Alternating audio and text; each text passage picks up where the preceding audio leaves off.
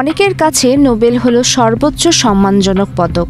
সাধারণত প্রতি বছরের অক্টোবরে সুইডেনের রাজধানী স্টকহোমে আয়োজিত হয় নোবেল পুরস্কার দেওয়ার অনুষ্ঠান।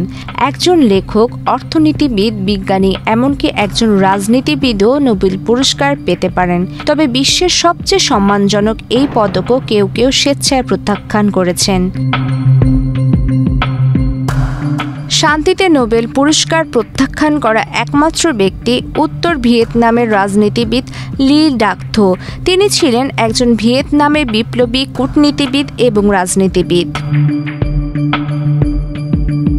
তবে তাকে দেওয়া এই শান্তি পুরস্কার ছিল সবচেয়ে বিতর্কিত। এক্সট্রিম মশার কয়েল প্ল্যান্ট ফাইবার দিয়ে তৈরি, তাই সহজে ভাঙে না, সুগন্ধিযুক্ত ও নিরবিচ্ছিন্নভাবে জ্বলে। ডেঙ্গু, চিকুনগুনিয়া বাহি সহ যে কোনো মশার বিরুদ্ধে দেয় এক্সট্রিম সুরক্ষা। যুক্তরাষ্ট্রের হেনরি কিসিঞ্জারের সঙ্গে যৌথভাবে তাকে নোবেল দেওয়া হয়েছিল। তখন যুক্তরাষ্ট্রের প্রতিরক্ষা মন্ত্রী ছিলেন হেনরি কিসিঞ্জার। ভিয়েতনামে যুদ্ধ চলছিল।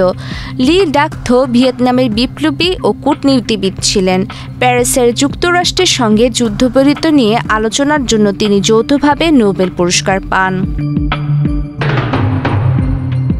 1973 সালের 23 জানুয়ারি প্যারিসে শান্তি চুক্তি স্বাক্ষরিত হয়।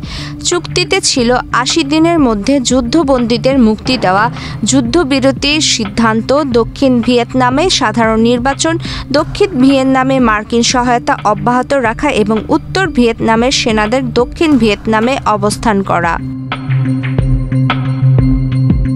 শান্তি চুক্তি স্বাক্ষরিত হলেও দুই পক্ষই চুক্তি ভঙ্গ করে হামলা চালায়।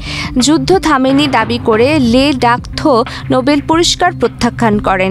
হেনরি কিসিঞ্জার ও লি ডাক থোকে নোবেল শান্তি পুরস্কার দেওয়ার সিদ্ধান্ত নেওয়ায় নরওয়েজিয়ান নোবেল কমিটির 2 সদস্য প্রতিবাদে পদত্যাগ করেন, কারণ যুদ্ধবিরতি সত্ত্বেও ভিয়েতনামে যুদ্ধ চলছিল।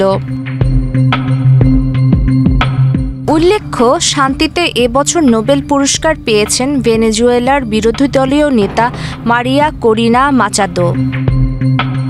প্রমিতি কিবরিয়া ইসলাম, বাংলাদেশ প্রতিদিন।